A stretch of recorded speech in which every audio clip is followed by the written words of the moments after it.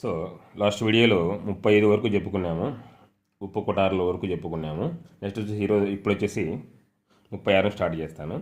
చాలామందికి 215 220 దాటిన వాళ్ళకు కూడా జాబ్ రాలేదండి. ఎందుకంటే బిక్కంగా మీకు తెలియదు ఏముంది, మీకు చెప్పేంతవాని కాదు, మీరే నాకు రివర్స్లో చెప్తారు వాయిదా పడదు సార్ అని. సో కాబట్టి చెప్పలేం, కొంతమందికి దాటి కొంతమంది తక్కువ వచ్చినా కూడా వచ్చినాయి. 215 వచ్చిన వాళ్ళకి కూడా జాబ్ వచ్చింది. సో కొంతమంది 220 దాటిన వాళ్ళు కూడా 200 రాలేదని చెప్తున్నారు. మరి ఎంతవరకు నిజమో వాళ్ళకే తెలియాలి. ఓకేనా? సో దీనికోసం అని చెప్పేసి, మార్క్స్ కోసం అని చెప్పేసి దయచేసి మళ్ళీ చెప్తున్నానమ్మా, ఎవరు కాల్ చేయొద్దు. ఓకేనా? రేపటి నుంచి నేను యాక్చువల్లీ మననే స్టార్ట్ చేయాల్సిందే, రిజల్ట్స్ వస్తాయి కదా 2-3 రోజులు అని చెప్పేసి వెయిట్ చేశాను. రేపటి నుంచి స్టార్ట్ చేస్తాను. కేవలం నేను తీసుకునేది 50 మందిని. ఆల్రెడీ కొంతమంది ఫిల్అప్ అయిపోయారు. 50 మందిని మాత్రం తీసుకుంటే నెక్స్ట్ బ్యాచ్ తీసుకోవాలంటే ఎందుకంటే కనుక మళ్ళీ మధ్యలో మీరు జాయిన్ అనుకోండి, వాళ్ళు ఏమో కాకతీయుల్లో ఉంటారు, మీరు మళ్ళీ శాతవాహనలాగా ఆంధ్ర పూర్వ చరిత్ర కానించి స్టార్ట్ చేయాల్సి ఉంటుంది. కాబట్టి సో మధ్యలో నేను తీసుకోను, ఇది తీసుకునేది ఇది లాస్ట్. లాంగ్ ప్రిపరేషన్ మీకు అప్ టు మెయిన్స్ ఎగ్జామ్ అయిపోయి సిపిటి అయిపోయేంత వరకు కాంటాక్ట్లో మీకు గైడెన్స్ ఇస్తూ ఉంటాను. ఓకేనా? నా గైడెన్స్ ఎలా ఉంటుందో మీకు తెలుసు ఆల్రెడీ. ఓకేనా? ఏదైనా పర్ఫెక్ట్గా ఇస్తాను. ఓకే? దయచేసి ఎవరు నాకు ఇన్ని మార్క్స్ వచ్చింది సార్, నాకు జాబ్ రాయలేదు సార్ అంటే దానికి నేనేం చేయలేను కదా. ఎంతసేపు ఉన్నా కూడా మన గురువు గారు చెప్తున్నారు, ఒక ఆయన పేరు చెప్పకూడదు, ఏబీపీ పోస్టులు ఇచ్చేది గవర్నమెంట్, కండక్ట్ చేసేది ఏబిపిఎస్సి. దాని మీద ఏదైనా ప్రాబ్లమ్స్ కానీ ఏదైనా మీకు సమస్యలు ఉంటే కనుక మీరు ఇచ్చేది హానరబుల్ హైకోర్టు. వాళ్ళనేమనరు, చదువు చెప్పే గురువులను మాత్రము I can't express in my words, అర్థం చేసుకోండి. ఓకే? అలాంటి వాళ్ళకు నేను అలాంటి వాళ్ళని పట్టించుకోను. కాకపోతే కొద్దిగా మంది ఉంటారు కదా సీనియర్లు, 19 నా ఇంత నేను లెక్చరర్గా చాక్పీస్ పెట్టుకున్న సరిగా నెగిటివ్ కామెంట్స్ ఎవరైతే పెట్టారో వాళ్ళు నిక్కర్లు వేసుకొని తిరుగుతూ ఉంటారు అప్పటికి. సో వాళ్ళు కూడా నెగిటివ్ కామెంట్స్ పెడుతుంటే ఏం చూడండి, ఒకసారి ఆలోచించండి, ఎక్స్పీరియన్స్ చూడాలి కదా. సో కాబట్టి వాట్ ఎవర్ ఇట్ ఈస్, నా ఇన్నేళ్ళ సర్వీసులో 19 ఏళ్ళ సర్వీసులో ఎప్పుడు కూడా అయిపోయాయి. ఇంకా నెక్స్ట్ రేపు జూన్కి 20లోకి వెళ్ళిపోతాను. ఇన్నేళ్ళ సర్వీసులో నా బుక్లో నుంచి ఒక బిట్టు మిస్ అయిందంటే నేను ఫీల్ అవుతాను యాక్చువల్లీ చెప్పాలంటే ఇంకా. ఓకేనా? Okay, what ever it is. So అది గుర్తుపెట్టుకోండి. రేపటి నుంచి మర్చిపోయాను, ఎవరైతే తీసుకున్నారో మన జాయిన్ అయ్యారో వాళ్ళకు ఈరోజు షెడ్యూల్ వస్తుందా రెడీగా అండి. మీరు ఒకరితో మీకు పని లేదు, మీరు ప్రిపేర్ అవుతుండండి. ఎగ్జామ్ 2000 40,000 పెడతారు, 50,000 పెడతారు, కామెంట్స్ పెడుతూ ఉంటారు. They are all stupid fellows. Okay? You don't trust them. Okay? నేను చెప్పిన ఫాలో కండి చాలు. సార్ నేను చెప్పినట్టు చదవండి. కానీ జాబ్ రాలేదు మాత్రం మీ చదవాల్సిన బాధ్యత మీరు చెప్పేంత వరకే నేను. ఓకేనా? ఫస్ట్ పాయింట్, నా కాడ కోచింగ్ తీసుకోమని ఎప్పుడు చెప్పలేదు, నా ఛానల్ సబ్స్క్రైబ్ చేసుకోమని ఎప్పుడు చెప్పలేదు, ముందుగానే చెప్తున్నాను. ఓకే? ఇది కూడా నేను గొప్పగా చెప్పుకోవడం లేదు, ఎందుకంటే కొందరు అడిగారు బయట స్టూడెంట్స్, సార్ ఒకసారి ఎక్స్ప్లెయిన్ చేయండి సార్, ఇది ఇలా దానికోసం చెప్తాను. Next question 36. కొద్ది ఫాస్ట్గా చెప్పుకుంటాను. నిన్న అది క్వశ్చన్ 1902లో ఈయన మట్టూరి కృష్ణాపత్రిక ఉంది కదా, దానికి కూడా ఇచ్చారు. ఓకేనా? రెండు దాంట్లోకి ఇచ్చారు, 2 దాంట్లో పెట్టిన దాంట్లో చాలా ఇచ్చారు, కొన్ని దాంట్లోకి ఇచ్చారు. సో కాబట్టి నో ప్రాబ్లం, ఒకటి ఇటు పెట్టినా కూడా. Okay? First point, first 36 question Andhra మహాసభల గురించి ఇచ్చారు. ఇదిగోండి మీకు నేను క్లియర్గా చార్ట్స్ ఇచ్చాను. ఆంధ్ర మహాసభలు, మొదటి ఆంధ్ర మహాసభ ఎక్కడ జరిగింది? బాపట్లో జరిగింది. దీనికి ఎవరు? బిఎన్ శర్మ ఉంది. బిఎన్ శర్మ అంటేనే మీకు ఇక్కడ గుర్తు రావాలి, బయ్యా నరసింహేశ్వర శర్మ. అయిపోయాయి, క్లియర్. 3 ఏడుంది, మొత్తం క్లియర్గా ఇచ్చాను కాబట్టి ఇది కూడా క్లియర్. నెక్స్ట్, క్రింది సంఘటనలు కాలానుక్రమంగా అమర్చండి అంటే క్రోనలాజికల్ ఆర్డర్గా అమర్చండి అని ఇచ్చాడు. క్రోనలాజికల్ ఆర్డర్గా అమర్చడానికి ఇక్కడ ఏముండాయి బాగా చూడండి. ఫస్ట్, ఈస్ట్ ఇండియా కంపెనీ 1600 సంవత్సరంలో ఏర్పడింది. కాబట్టి ఫస్ట్ ఈస్ట్ ఇండియా కంపెనీ పెట్టుకుంది. ఈస్ట్ ఇండియా కంపెనీ అంటే బి ఏడాడుంది, ఏడలేదు, ఈడ తప్పనిచ్చి చిన్న గుడి గుర్తు. ఓకేనా?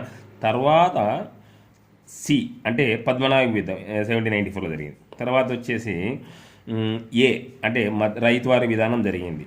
లాస్ట్లో రైతువారి విధానం జరిగిన తర్వాత లాస్ట్లో జమీందారు విధానం రద్దయింది. గుడ్డి గుర్తు ఇంకా క్లియర్ కదా మీకు. ఈస్ట్ ఇండియా కంపెనీ అనేది ఇక్కడ ఉంది, ఈస్ట్ ఇండియా కంపెనీ తర్వాతనే కదా ఇవన్నీ జరిగింది. చిన్న గుడ్డి గుర్తు పొరపాటు ఇక్కడ ఎక్కడన్నా బీ ఇచ్చింది, మీకు కన్ఫ్యూజ్ పడింది.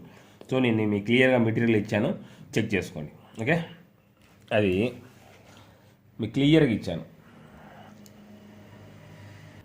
సో ఓకే, ఇది కూడా క్లియర్. ఓకేనా?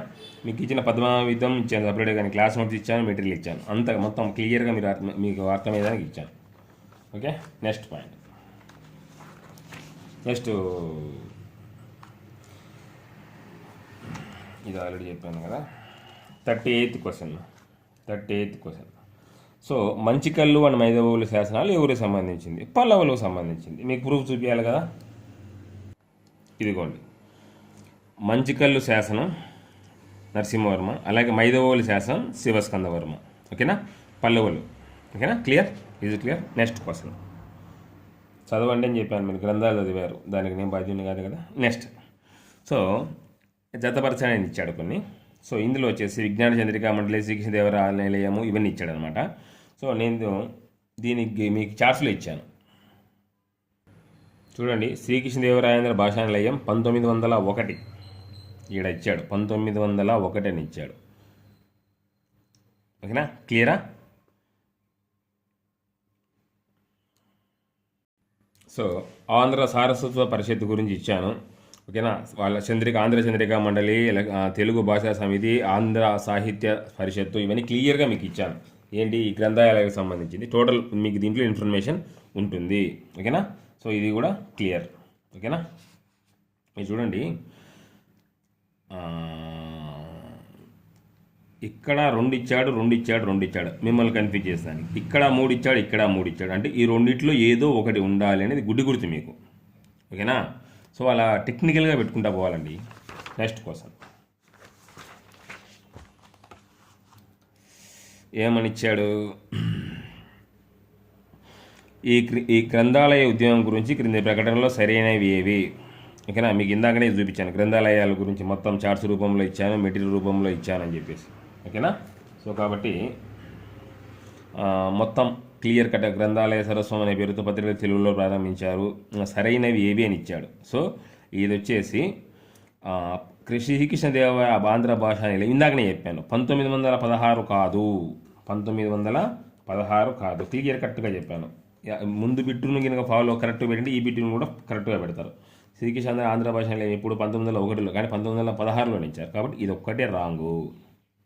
ఓకేనా, సో ఇది కూడా కరెక్ట్గా క్లియర్ చేసాం. నెక్స్ట్, క్రింది ప్రకటనలో ఏది తప్పు? ఓకేనా, సో కమ్యూనిస్టు పార్టీ నాయకులు విశాలాంధ్ర ఉద్యమం కోసం పనిచేశారు. కరెక్టే.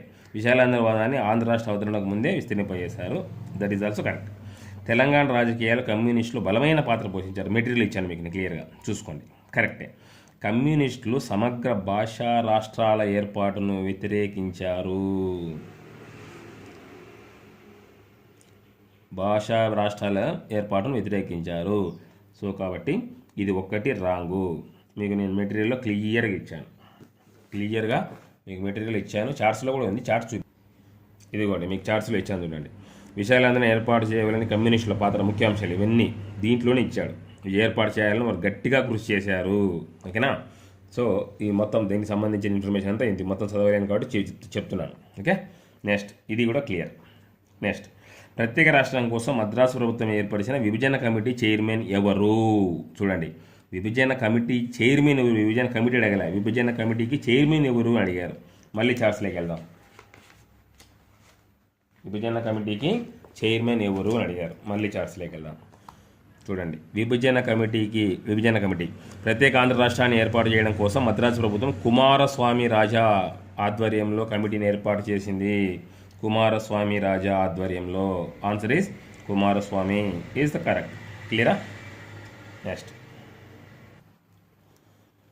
సో ఈ క్రింది ఆంధ్రప్రదేశ్ మాజీ ముఖ్యమంత్రులను కాలానుక్రమంగా అమర్చి ఇచ్చిన సమాధానాలతో సరైన దాన్ని గుర్తించండి అని ఇచ్చాడు అనమాట. అంటే క్రోనలాజికల్ ఆర్డర్గా మీకు క్లియర్గా ఇచ్చాను. ముఖ్యమంత్రుల వరుసగా ఇచ్చాను, చార్ట్స్లో ఇచ్చాను. క్లియర్గా మీరు చదువుకోండి మా అని చెప్పాను. ఓకేనా, ఇక్కడ మీరు అబ్జర్వ్ చేయాల్సిన విషయం ఏంటంటే కనుక దామోదరం సంజీవయ్య ఫస్ట్ నీలం సంజీవుడి తర్వాత దామోదరం సంజీవయ్య వస్తాడు.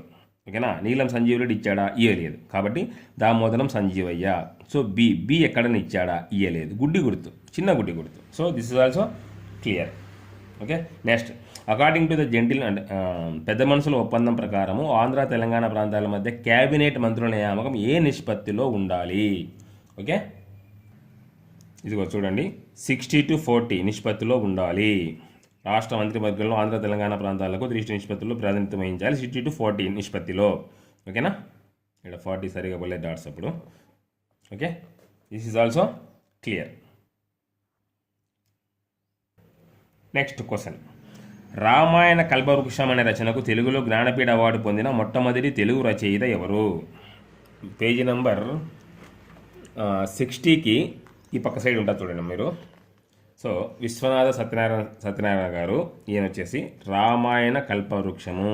ఓకేనా, ఆయన జ్ఞానపీఠ అవార్డు 1971లో పొందాడు. క్లియర్గా రాశాను చూడండి. ఇది నేను క్లాస్లో చెప్పాను, మీకు మెటీరియల్ ఇచ్చిన దాంట్లో కూడా చెక్ చేసుకోండి ఒకసారి. Okay, next point, next question.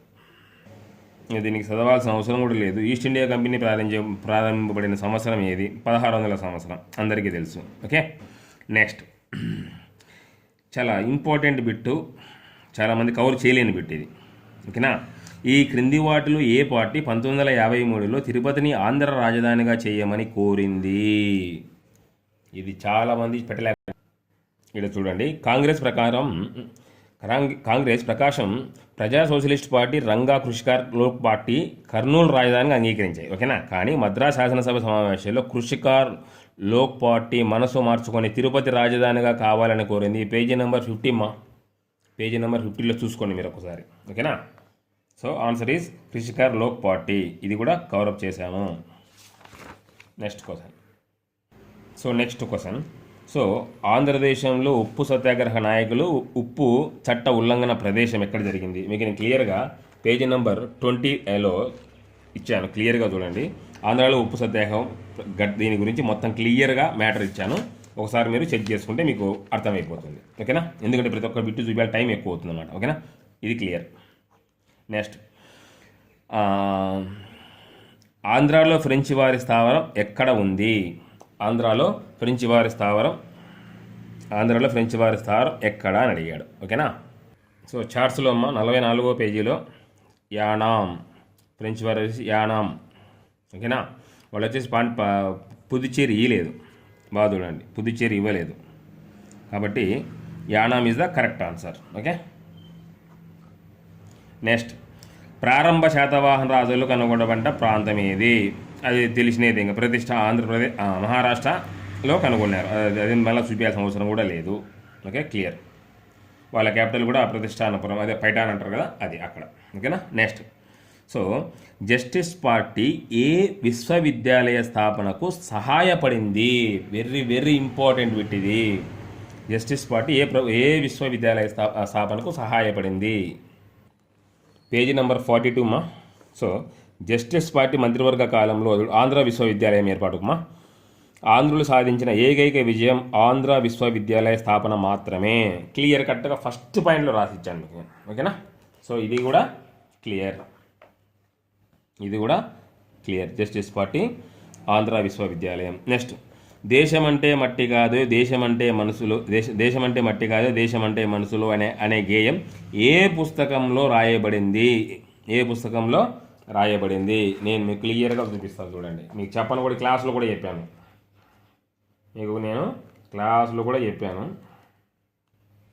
Offline వాళ్ళకమ్మా.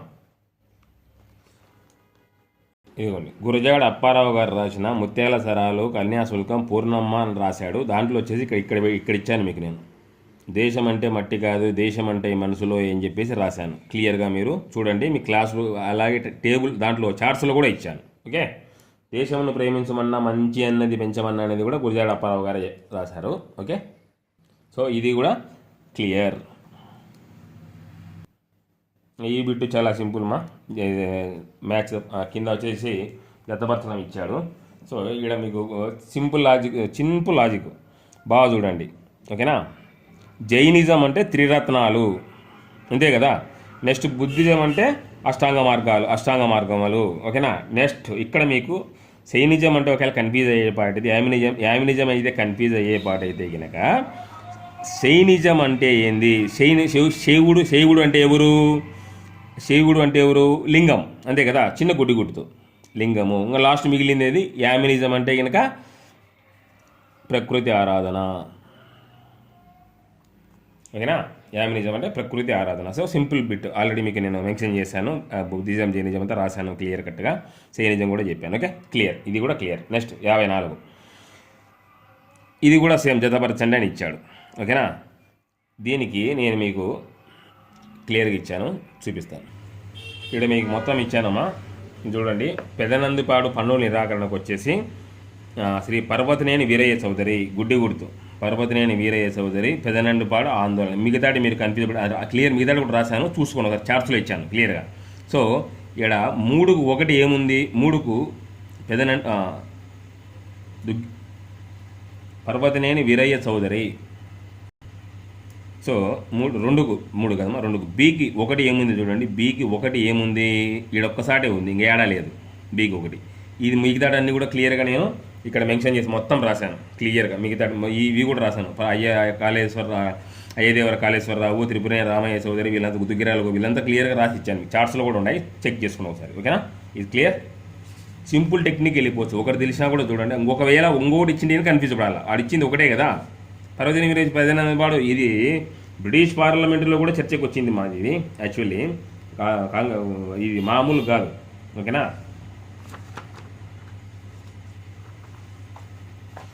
Next question. ఇవి గ్రంథాలు ఇచ్చారు, ఈ పక్క రచయితలు ఇచ్చారమ్మా, నేను చెప్తాను చూడండి. సో చూడండమ్మా, సో ఇక్కడ మీకు బిట్టు 1000 పడగలు అనేది వచ్చేసి విశ్వనాథ సత్యనారాయణ గారు రాశారు. 1000 పడగలు గుర్తుపెట్టుకోండి. అంటే 4వ దానికి 4వది, 4 ఎక్కడ అయ్యాయి, మీరు కనిపించబడాల్సిన అవసరం లేదు. సో 1000 పడగలు విశ్వనాథ సత్యనారాయణ గారు, 4వది. ఓకేనా, నెక్స్ట్. అలాగే మహాప్రస్థానం వచ్చేసి శ్రీశ్రీ గారు రాశారు.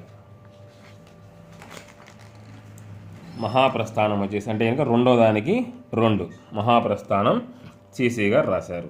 శ్రీరంగం శ్రీనివాస శాస్త్రి గారు రాశారు. ఇదిగోండి మహాప్రస్థానం. ఓకేనా, మహాప్రస్థానం అనేది శ్రీరంగం శ్రీనివాస శాస్త్రి గారు రాశారు. దేనికి ఇది మొత్తం దాని గురించి మొత్తం డీటెయిల్స్గా ఇచ్చాను. బ్యాక్ సైడ్ శ్రీశ్రీ గారి గురించి కూడా ఇచ్చాను క్లియర్గా. ఓకేనా, నెక్స్ట్ వచ్చేసి అలాగే 1000 పడగలు అని ఉందన్నమాట. ఓకే, యాక్చువల్లీ ఫస్ట్ బిట్తోనే మీరు 1000 పడగలతోనే మీరు కొట్టేయచ్చు. మళ్ళీ శ్రీశ్రీ ప్రస్థానం ఇక్కడ బాగా చూడండి. ఏమంటే ఇక్కడ 2 ఇచ్చారు, ఇక్కడ 2 ఇచ్చారు కాబట్టి కొద్దిగా మీరు కన్ఫ్యూజ్ కావచ్చు. ఇక్కడ మీరు క్లారిఫికేషన్ తీసుకోవాల్సింది ఏముంది, జపనీయం అని రాసింది ఎవరు. ఓకేనా, సో ఇక్కడ చార్ట్స్లో మీకు క్లియర్గా ఇచ్చింది చూడండి అమ్మా. 1000 పడగలు ఇచ్చాను. అలాగే జపనీయము శ్రీరామ్ వీరబ్రహ్మం గారు. ఓకేనా, శ్రీరామ్ వీరబ్రహ్మం గారు అంటే కనుక 1వ దానికి జపనీయానికి వచ్చేసి 5. So clear, easy clear. Puchalapalli Sundarayya గారు రాసినది మొత్తం క్లియర్గా మీకు నేను ఆథర్స్ గురించి ఇచ్చాను. ఇది కూడా క్లియర్. నెక్స్ట్ అలాగే కారవేలుడు పోషించిన మతం ఏమిటి? చూడండి అమ్మా, 14th page class notes. Kalinga కారవేలుడు ఆదరణ వల్ల కృష్ణానది ఉత్తరాంగ తీరాంధ్రలో జైన మతం ముందంజ వేసింది. జైన మతం గురించి మీకు చాలాసార్లు చెప్పాను. జస్ట్ చూపించడానికి ఇది ఒక్క బిట్టు శాంపిల్ మీకు ఆల్రెడీ మీకు నేను చార్ట్స్లో కూడా ఇచ్చాను. ఓకే, ఇది కూడా క్లియర్, జైన మతం కూడా క్లియర్. నెక్స్ట్ వచ్చేసి ఉండవల్లి గుహలు ఎవరు సంబంధించింది? విష్ణుకుండలు, దానికి మళ్ళీ చూపించాల్సిన అవసరం కూడా లేదు. ఓకే, ఇది కూడా క్లియరే. నెక్స్ట్ నీలినీటి విధానాన్ని ఎవరికి సంబంధించింది? ఇది నీలినీటి విధానం ఆలిమిడాన్ ఆయన ప్రవేశపెట్టడమా, దీన్ని బ్లూ వాటర్ పాలసీ అంటారు. అది కూడా చూపిస్తాను చూడండి. పోర్చుగీస్ గవర్నర్ డి ఆలిమిడా సముద్రాధిపతి విధానాన్ని ప్రవేశపెట్టాడు. నీలినీటి విధానం అనేది నేను చార్ట్స్లో ఇచ్చాను క్లియర్గా. ఓకేనా, అదేం పెద్ద బిట్ ఏం కాదు. నెక్స్ట్ వచ్చేసి ఏమైందమ్మా, రాయలసీమ మొదటి ప్రధాన కలెక్టర్ ఎవరు? ఇది ఏ బుక్లోనే ఉంటుంది, సర్ థామస్ మన్రో. ఓకేనా, నెక్స్ట్ బిట్, మొదటి తెలుగు నుండి ఆంగ్ల నిఘంటువును కూర్పు చేసిన వారు ఎవరు? అంటే కంపోజ్ చేసిన వారు ఎవరు? ఆన్సర్ వచ్చేసి సిపి బ్రౌన్మా. అది కూడా చూపిస్తాను.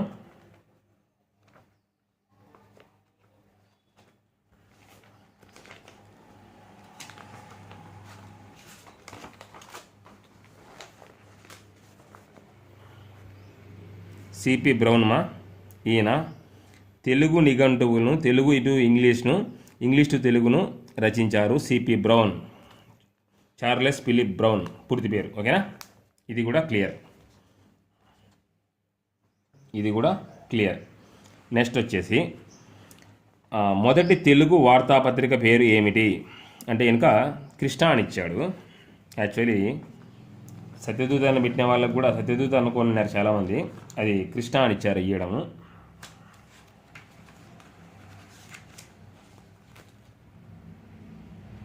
యాక్చువల్లీ దాని పేరు తెలుగు పత్రిక సత్యదూత, యాక్చువల్లీ కృష్ణా పత్రిక అని ఇచ్చాడు. నాకు తెలిసి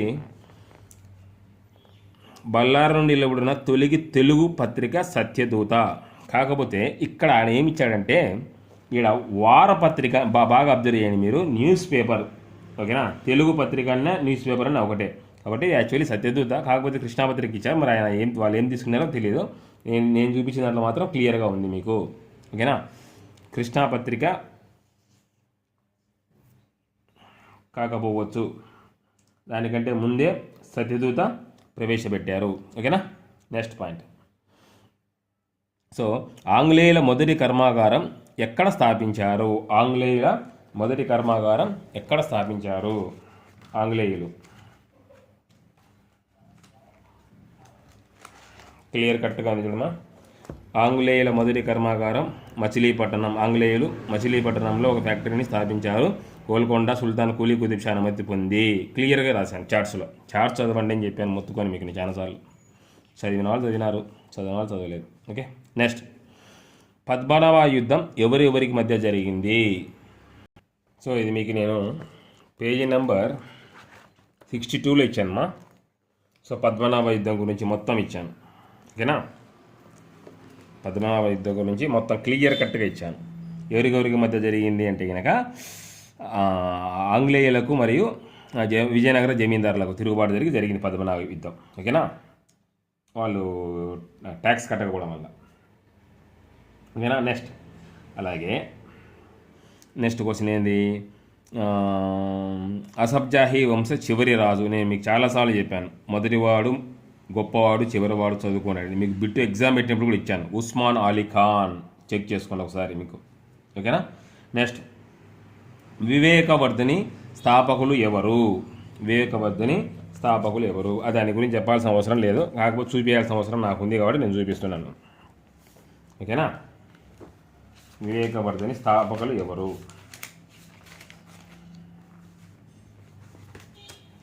ఇదిగోండి, వివేకవర్ధిని స్థాపకులు వీరేశలింగ పంతులు. చూడండి ఒకే పేజీలో క్రిసెంట్ అనేది గాజుల నర్సెట్టి అని పైన ఒకటి బిట్టు తగిలింది, కింద కందుకూరు వీరేశలింగం అనేది ఒక బిట్టు తగిలింది. ఓకేనా, నెక్స్ట్. సో ఇది కరెక్టే. నెక్స్ట్ తెలుగు భాషలో మొదటిగా వచ్చిన నవల పేరు ఏమిటి? ఓకేనా, తెలుగు భాషలో మొదటిగా వచ్చిన నవల పేరు ఏమిటి?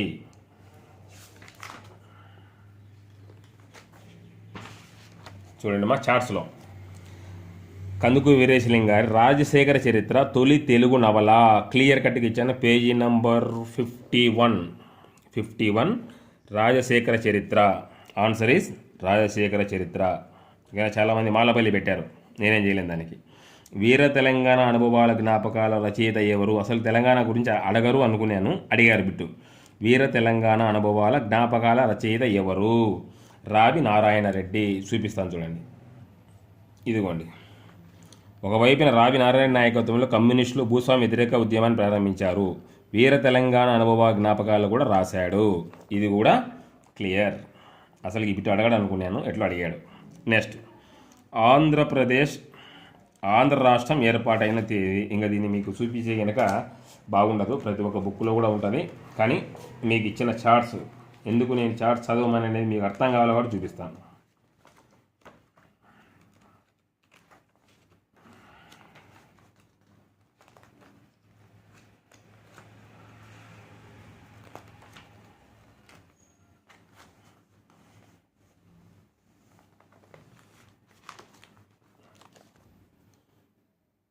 (1953) అక్టోబర్ 1న ఆంధ్ర రాష్ట్రం ఏర్పడింది. ఓకేనా, అప్పుడు వచ్చేసి హైకోర్టు గుంటూరులో ఉండేదిమా. ఓకేనా, సో ఇది కూడా క్లియర్, 68 క్లియర్. నెక్స్ట్ బిట్వా.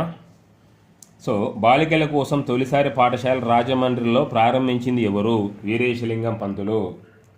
ఇదిగోండి, వితంతు పునర్వివాహం వీరేశలింగం పంతులు చేశారు. మొత్తం ఇదంతా ఇక్కడ కింద బిట్టించాను చూడండి, కింద లాస్ట్లో పేజీ నెంబర్ 76.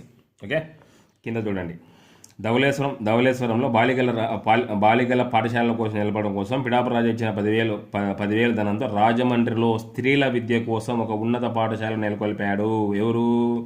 మన యొక్క వీరేశలింగం పంతులు గారు. ఓకేనా.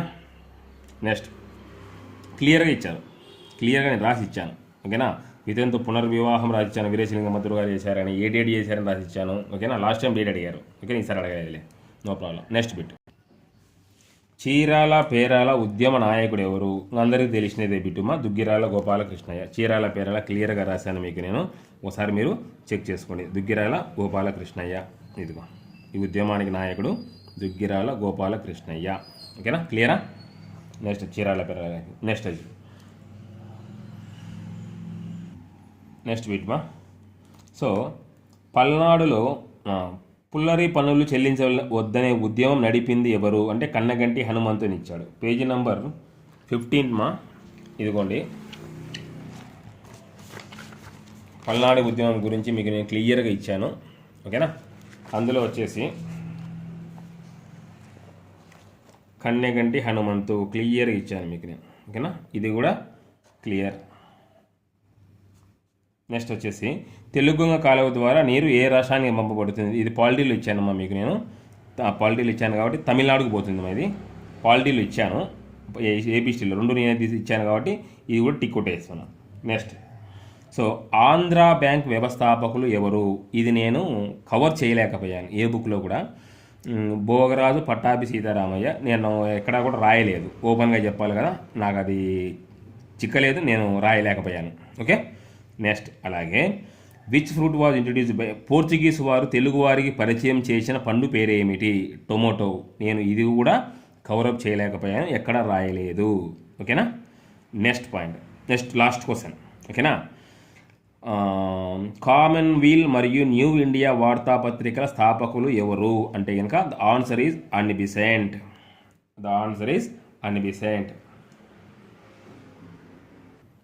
చూడండి, 1916లో అనిబిసెంట్ ఆంధ్రాలో పర్యటన చేసింది. ది న్యూ ఇండియా, కామన్వీల్ అనే పత్రికల ద్వారా ఈమె ఆంగ్లేయ ప్రభుత్వ విధానాలను తీవ్రంగా విమర్శించింది. Is it clear? Annie Besant. So టోటల్గా 75కు 71 తగిలాయి. పాలిటీలో 69 తగిలాయి అని చెప్పారు. నేను దాని మీద స్క్రూటినీ చేయలేదు, చేసి చూపిస్తాను వీలైతే తొందరలో. సో మీరు ఫస్ట్ పేపర్లో ఈజీగా 130+ పెట్టచ్చు. సెకండ్ పేపర్లో ఒక 80 కానీ 90 కానీ పెట్టినా కూడా మీకు ఒక మంచి స్కోర్ వచ్చేది. మంచి స్కోర్ వచ్చేది. 215 అబోవ్, ఈజీ 220 అబోవ్ వచ్చేది. చాలామంది కొంతమంది 220 అబోవ్ వచ్చినప్పుడు రాలేదంటున్నారు, మరి వాళ్ళకే తెలియాలి, అది నాకైతే తెలియదు. 25 వచ్చిన వాళ్ళకు కూడా వచ్చింది జోన్ 4లో ఒకరికి, నాకు స్క్రీన్ షాట్ కూడా పెట్టారు. సో కాబట్టి ఎనీవే రేపటి నుంచి బ్యాచ్ స్టార్ట్ అది చెప్పాను. నాకాడ జాయిన్ కామని చెప్పాను, మీరు ఇష్టం వచ్చిన సార్ జాయిన్ కాండి, నేనేం వద్దాను దాని గురించి. సో ఏమంటే చూపించాలి కాబట్టి చూపించాను. లాస్ట్ టైం కూడా చూపించాను. లాస్ట్ టైం 72 తగిలాయి. అది వీడియో కూడా కింద ఉంది, కింద మీరు కావాలంటే వెళ్ళి చూడండి. 2019లో జరిగిన గ్రూప్ 2 మెయిన్స్ నుంచి వచ్చిన మార్కులను హెడింగ్ పెట్టాను. Okay, anyway thank you.